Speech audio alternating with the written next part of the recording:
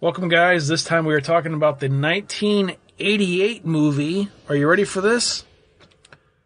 A Birthday Bash. No, I'm just kidding. That was actually the working title of the movie, so everybody didn't know they were talking about a Friday the 13th movie. And we're talking about Friday the 13th Part 7, which was originally supposed to be Freddy vs. Jason, but that got squashed because Paramount and New Line couldn't come to an agreement. So it instead became The New Blood. I'm a huge Friday the 13th franchise fan. We talked about this before where, we've talked about like what our favorite horror movies are. And I don't think there's any great Friday the 13th movie, but I think all of them have their own like special. There's like something really cool in each one of them. To me, Part 7 is like the last of the really good Friday the 13th movies. Like, wasn't a big fan of Jason Takes Manhattan. Everything after that, like, kind of loses me a little bit. Part 7 is like, to me, is like the last really good Paramount Friday the 13th film. Yeah, I really enjoyed this movie. I've always loved this movie. The first time I saw it, I just was like, wow, this is a really good movie. This is a great Friday the 13th movie. It's funny when you talk about the first 7 movies of the Friday the 13th series. When you talk about any of them individually, and I know that two of us have our own favorites, but yeah, when you throw any of the first 7 on, you're like, man, this is so good. But yeah, like you had said, you get to Part 8, which is a pile of shit. Jason Goes to Hell is a mountain of shit. Well, it's the worst one. Jason X is actually okay in my book. I don't really have a problem with that one, but it's still not like what the first 7 were. It's funny, too, when you talk about Jason X, when you hear the reason behind that story of it being in the future, then you're like, oh, okay, I get it now. Because the reason why they did that was they like, oh, let's just make it like 400 years into the future. Because as they were in talks from before Part 7 came out until Freddy vs. Jason finally came out, they were like, oh, we got to make another Jason movie. But they knew they were making a Freddy vs. Jason, so for some odd reason, somebody was like, well, we can't fuck up the continuity of the storyline. Oh, well, let's just make it in the future, then that way it's not going to mess anything up. Is how that movie, that's why it's in the future. Yeah, and I really had no problems with that movie. I followed it pretty closely in pre-production. I was one of those guys who, as soon as I heard that Jason X they were going to make that, I was pretty excited about it. And I was a little bit disappointed when I actually saw it because, like, I don't know, it was kind of described and like sort of the pre-production stuff. They clearly didn't have the money to do all the things they wanted to do, so it kind of came out like sort of a cheaper version than what I thought. But ultimately speaking, I accept it for what it is and blah, blah, blah. But the Paramount films, the first 8 films to me are like the best. And I'm not really a big fan of Jason Takes Manhattan. But everything prior to that, and this 7th film to me is like the ultimate like of final great Jason movie.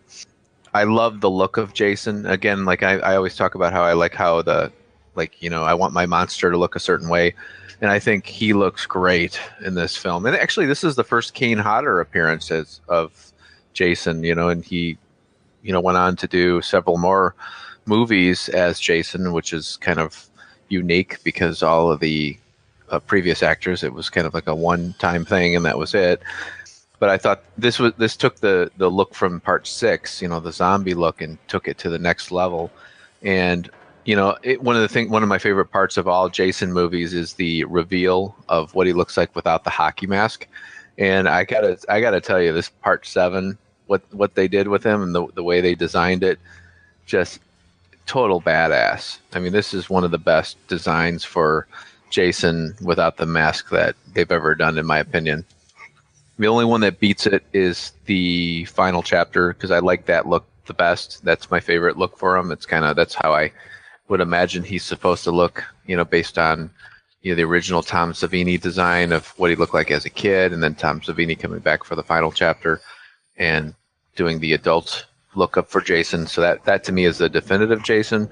But the part 7 zombie Jason is just right out of they knock it right out of the ballpark.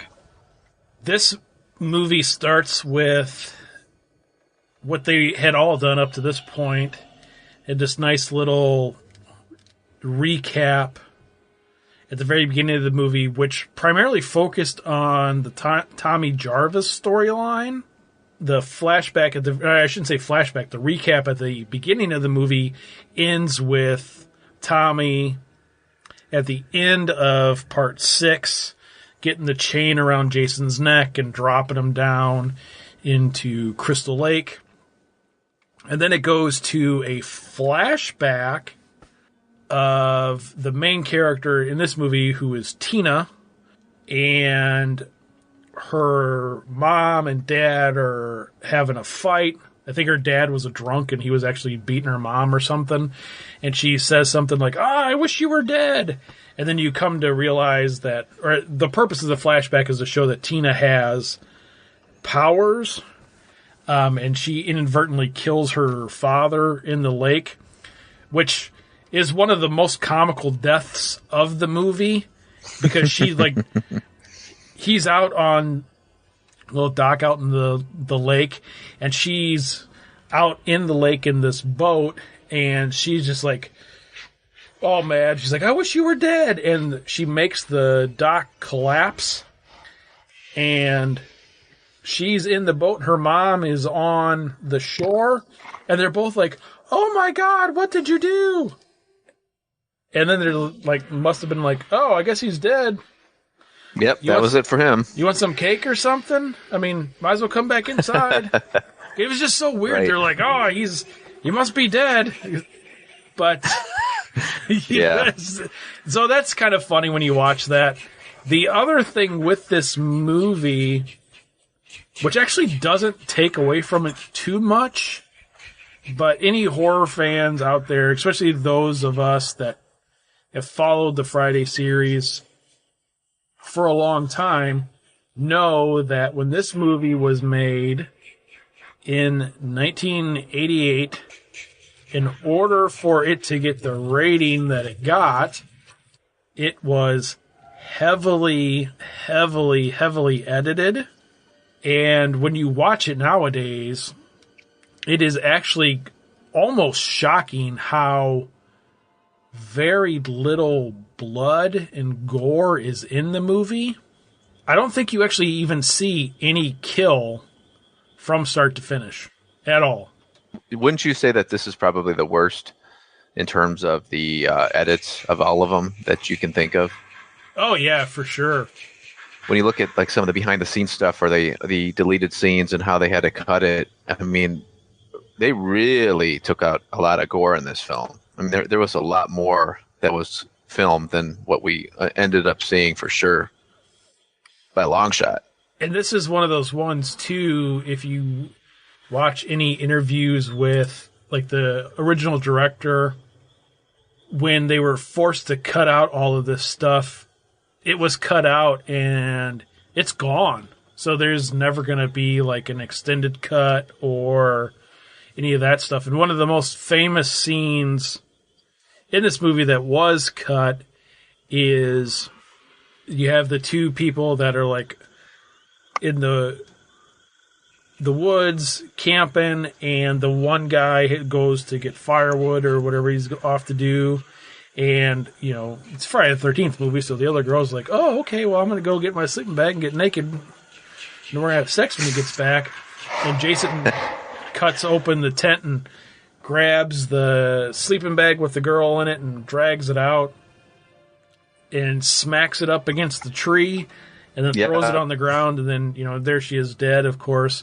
The rumor is that when they filmed that scene, that Kane Hodder, like, smacked that sleeping bag up against the tree like 7 or 8 times.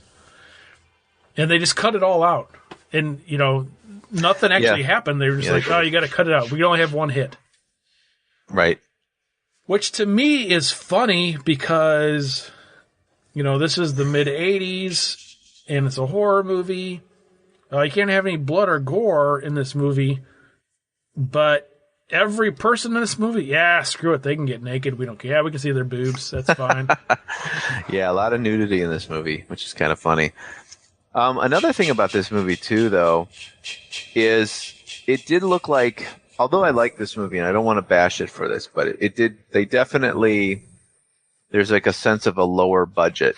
And one of the things I read, too, about this movie is that it was a very rushed film.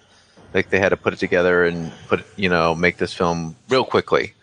And you can really kind of tell that there wasn't much post-production work done on it. It's just kind of like, I don't know. And also this is late 80s slasher fare. So this is like, everything's kind of been done. And, the way they shoot films at this point compared to like some of the earlier Friday movies, some of the suspense is missing that we were used to. But again, that kind of just sort of a product of its time. So in that sense, it doesn't fare as well, in my opinion, as like maybe like parts 3 or part 4 in the way they build up to some of the kills. And then again, like with this one, the kills are kind of, you're a little bit disappointed because they really do cut a lot of the gore out of it. They really do. But this movie really gets going, in my opinion. Like when I'm really like, okay, this movie's really rolling. Is right about the time of after when Tina, which is the telekinetic girl, when her and Jason start going head toe to toe or whatever you want to say, that's when this movie really starts rocking, and you kind of, and that's kind of like this movie's, it goes off of the standard formula, and then they add this whole element of the telekinetic girl, kind of like a Carrie, and I know they kind of use that Jason versus Carrie kind of idea. That's what this film is. It really starts going into the direction of like, wow, this is a really good movie, right about the time when they start going at it. And that's where she meets him for the first time in the woods, and that whole scene with the electrical cords and all that when she electrocutes him. And it just, from that point on, it's really good horror at that point. I think that's a good segue into one of the things I did want to talk about, and that is what is often referred to as her telekinetic powers or telekinesis or whatever you want to call it. But it's kind of funny with this character, and I know they tried to do that sort of telekinesis with other people or other characters in other movies throughout the 80s.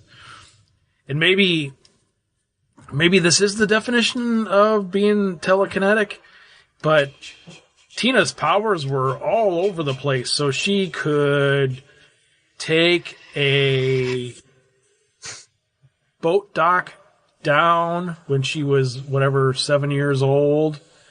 But then, here she is 17 years old or 18 years old, and she can't move a book of matches, but she can make them start on fire without really thinking about it.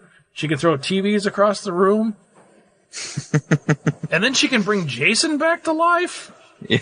So I don't know how, it was just kind of one of those things where you could tell that a lot of this was like, okay, so you guys didn't really sit down and like, oh, how are we going to bring Jason back to life? We'll just make Tina do it. She can do everything else. It's just so odd. She's an interesting character too, and they really tried to give Jason somebody who could actually be a challenge to him, not just some typical scream queen, final girl kind of thing. Tina was, with the telekinetic powers and the ability to do more things, that they wanted to give him a challenge at this point. And like you said, that originally this was going to be, they were hoping to do a Freddy versus Jason.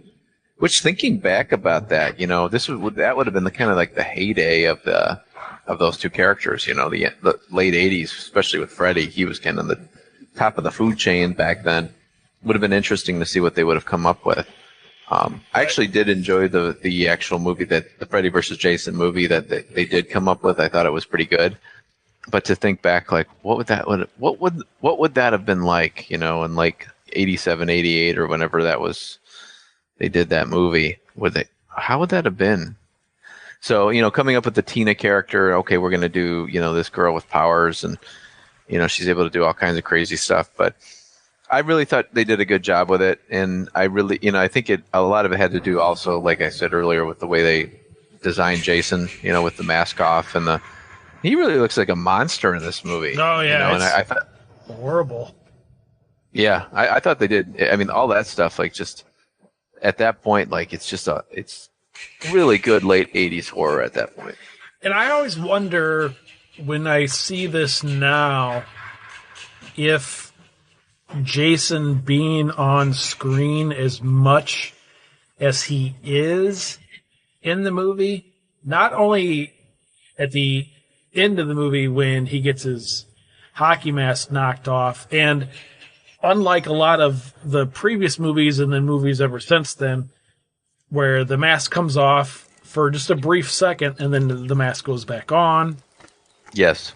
He gets his mask knocked off and then he's maskless for whatever, 10, 15 minutes, however long that battle is at the end of the movie. At the end of the movie, like you had said, the one thing they did with this was they kind of carried over the design from the previous movie, and he had been at the bottom of the lake for however long, after being rotten in a grave for however long. You could see an exposed spine on him when he was walking around and all this other stuff. And so I always wonder how much of the film that had to be heavily edited to make up for the fact that Jason was on screen so much. You don't know. I mean, it could very well be that the editing board was, or whatever, the film rating board was like, well, you have Jason on screen for 13 and a half minutes, so that sleeping bag scene can only have one hit against the tree. He is, like, you make a good point, like in all the other movies, like when he's unmasked, it's pretty brief. Like, I think of part 2, you only see it at the very, very end. Part 3, he just removes it real quickly and then puts it back on. Part 4, you get the whole scene where it's knocked off of his face, and then, it's really like, just a couple of minutes, if even, that you see him without the mask. Probably more like a few seconds, I would say. Part 6, he's unmasked at the beginning of the film when they dig him up, but you don't see his face clear enough to really make out what he looks like. And then so part 7 is like the first time you really have like almost like the whole ending of the movie is him without the mask on, which is completely a different take on it. And it's kind of funny because I remember the first time in the 80s when Fangoria was the big deal for us horror fans before the internet and all that. And I think like on the cover of it, they had Friday the 13th Part 7, the Jason picture scene with him out without the mask.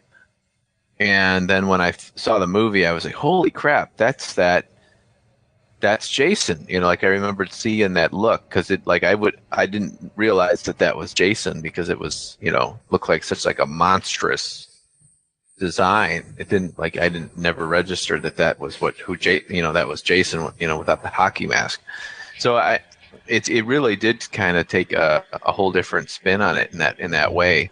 It let the fans see them. And to this day, I think Friday the 13th Part 7, the unmasked Jason is probably one of the most favorite looks.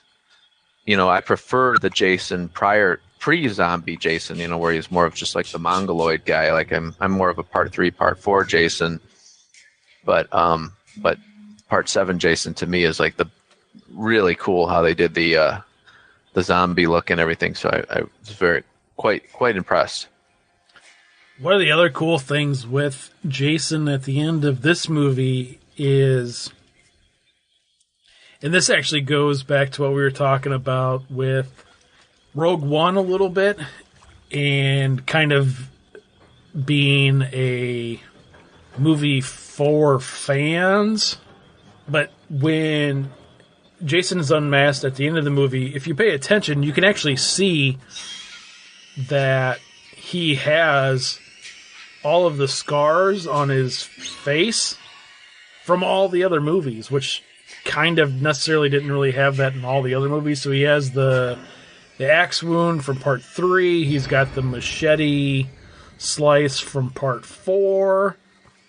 So I always thought that was kind of cool. You know, and then plus he's got the chain still around his neck from part 6. So I always thought that was kind of cool with it.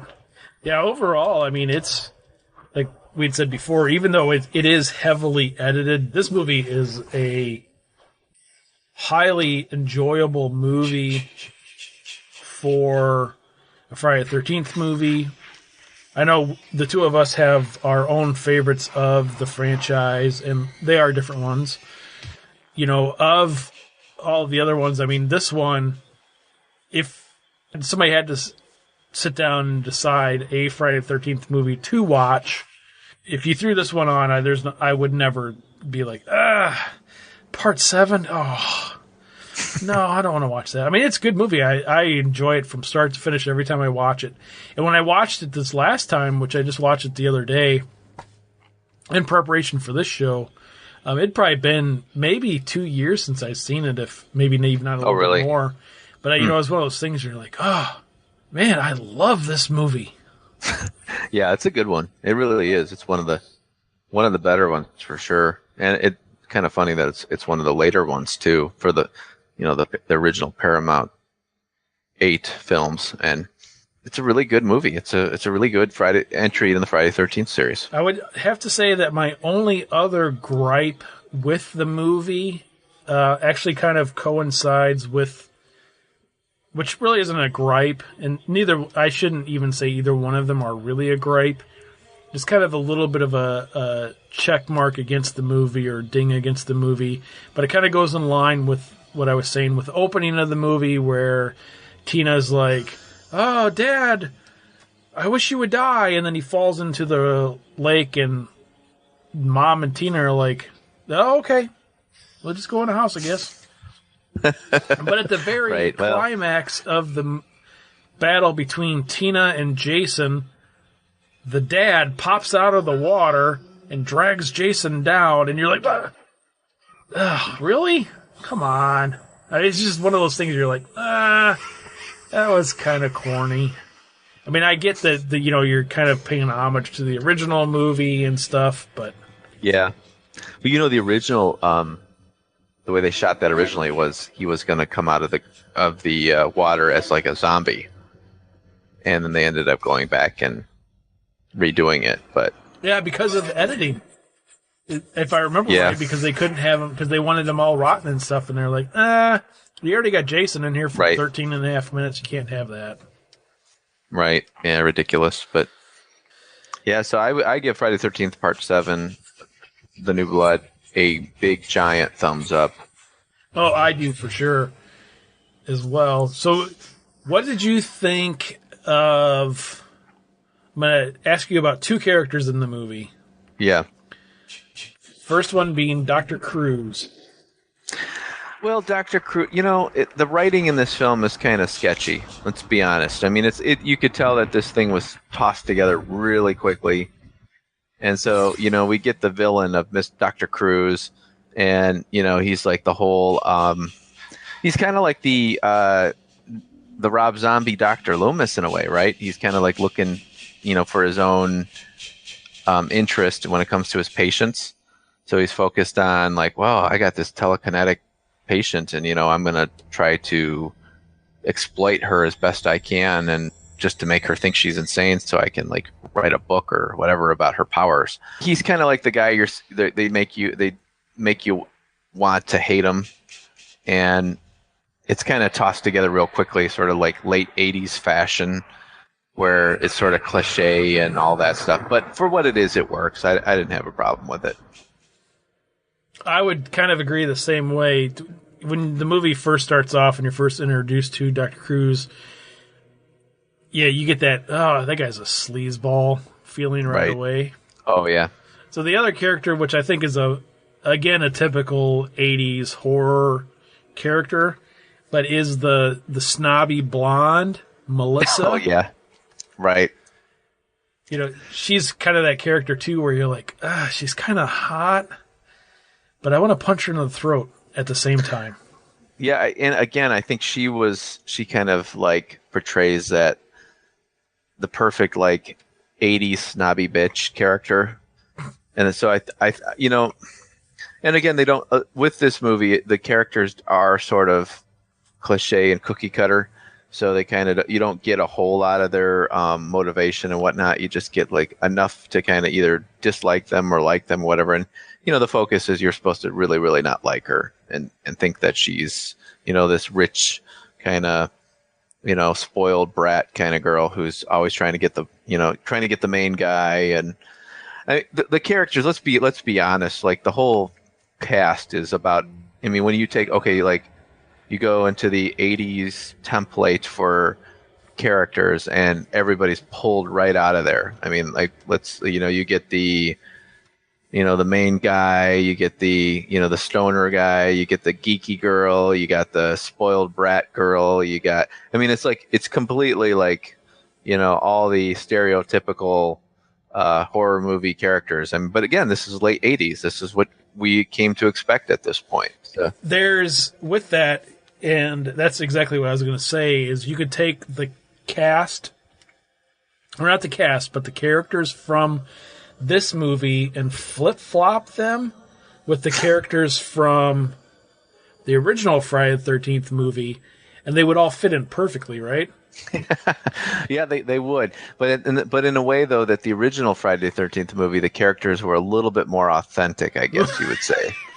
Where, like, I get maybe, you know what it really was that, like, the early 80s and the late 70s, that was a different time period where at the point, like, kind of like all right, so the late 80s is just sort of like taking what we knew from the late 70s, early 80s and just kind of playing it over and over and over again, where it became cliche.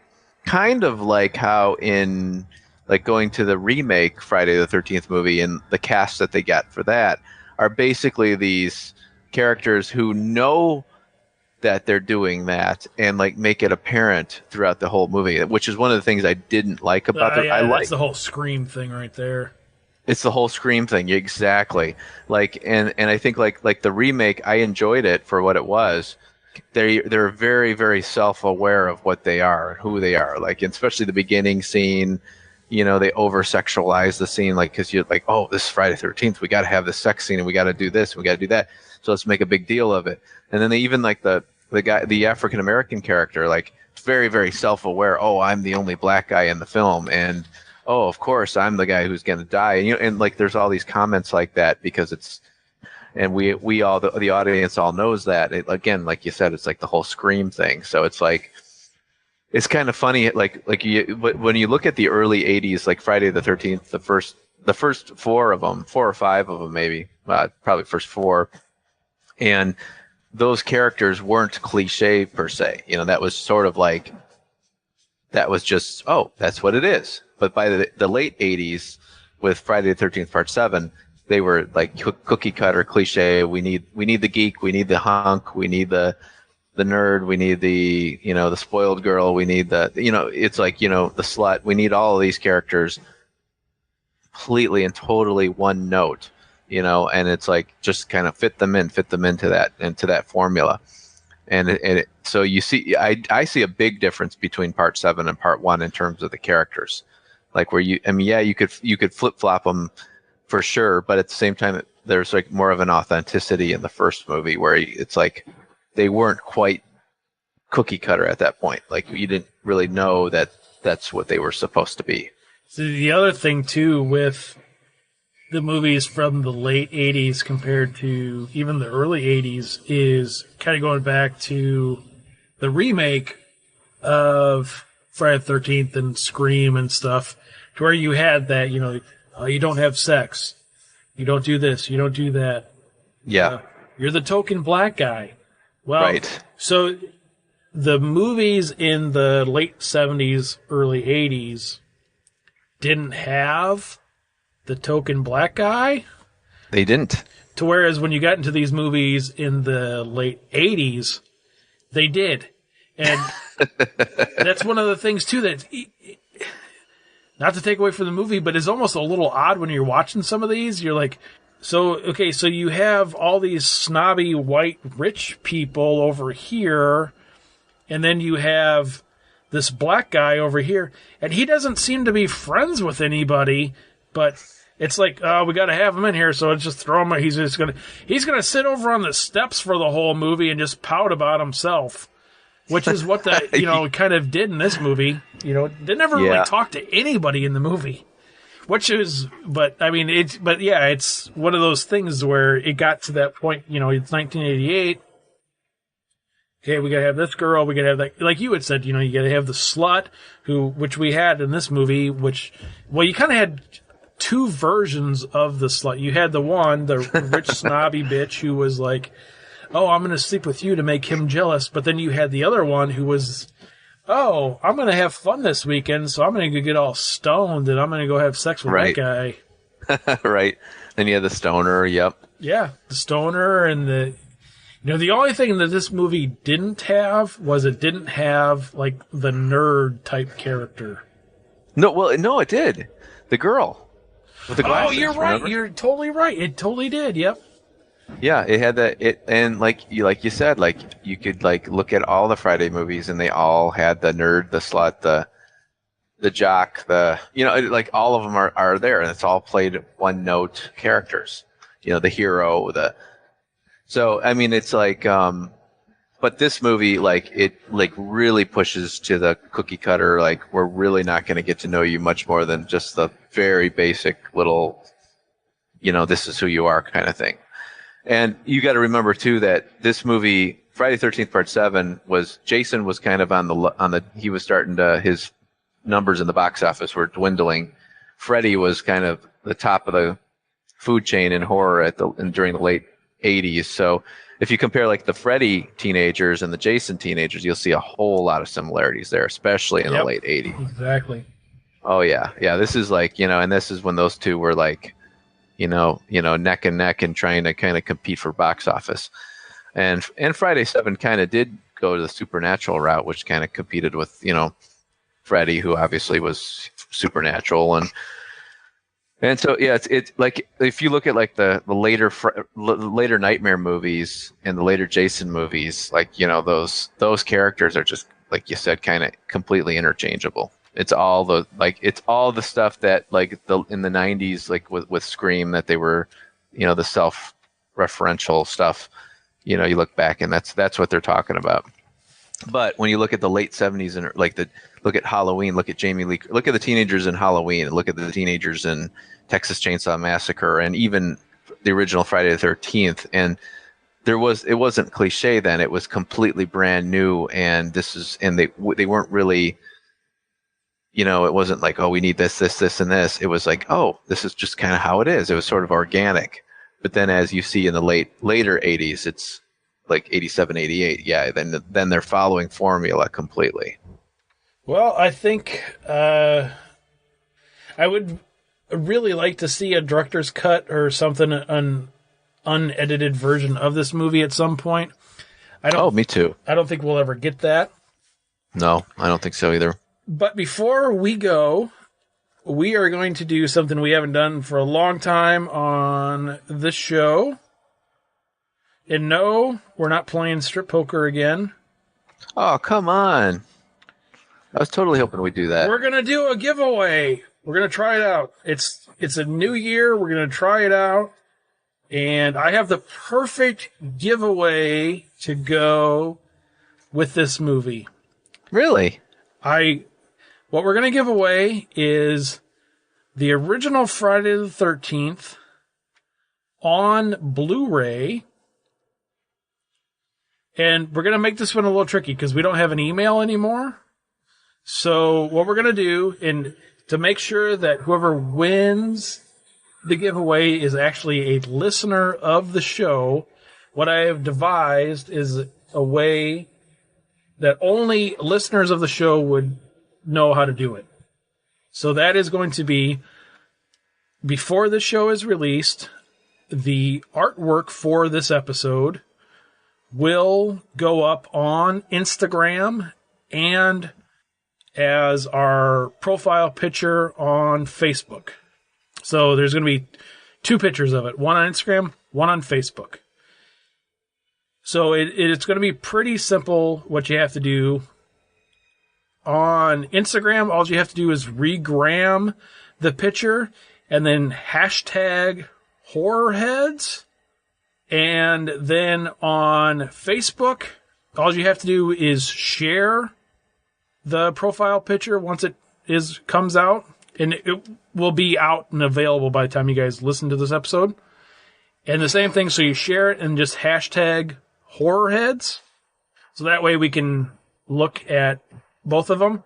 Now, you don't have to do both of them. You just have to do one of the 2. You can do both of them if you want to. I guess it'll increase your odds a little bit. But what I'll do is, of all the regrams and the shares of the picture on Facebook, is everybody that does it will put the names in a hat and draw a winner out of the hat. And then we'll be in contact with you to see who the winner is. Awesome. You know, one of the things that me and Mark have done over the past year is we've changed the name of the show, and we've gotten more outlets for the show. You know, we're on iTunes and stuff as well now too. So we are gaining some traction when it comes to listeners and things like that. So we haven't done a giveaway on the show for a long time, probably a year, I guess. But I have the Friday the 13th uncut Blu-ray sitting right in front of me here. It's still in the package and everything. So, like I said, regram the artwork for the Friday the 13th Part 7 episode. Hashtag horrorheads, or share it on Facebook and hashtag horrorheads as well on there. And then that way we can keep track of everybody who enters. So, and we'll keep the contest opened till the end of January. So we'll close everything out February 1st, 2007. So sorry if you're listening to this in 2019, guys. Too late. DVD's gone, or the Blu-ray's gone. Wow, giving away a Blu-ray. Pretty cool. Both of us give us a big thumbs up. Big time.